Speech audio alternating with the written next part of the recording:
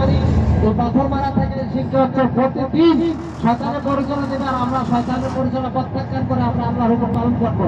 এই যে হাতের ডান দিকে তাকান, আর বাম দিকে, হাতের বাম দিকে এই উচ্চ জায়গাটা দেখা যায়, এই প্রতিটা এরকম তিনটা জায়গা আছে, তিনটা জায়গার নিচে শয়তানের প্রতিকৃতি আছে।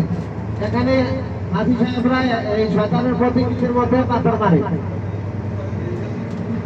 আর হাতের বামে একটা মসজিদও দেখেন, এটা হচ্ছে এই মিনার মসজিদ।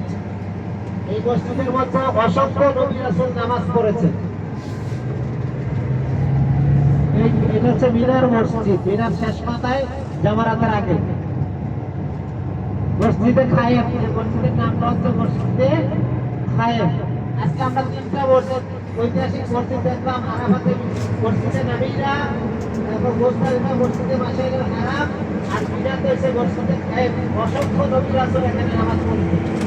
আর এই যে আপনাকে স্পষ্ট দেখা যায় এখন জামারাত করে বড় ছোট এই যে দুইটা আমাদের দেখা যাচ্ছে, এরপরে আরেকটা আছে।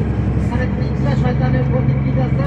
হাজী সাহেব হজের পর দিন থেকে 3 দিন এখানে পাথর করে এসে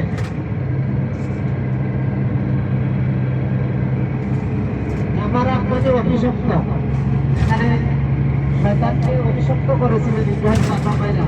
এজন্য কিয়ামত পর্যন্ত যত মানুষ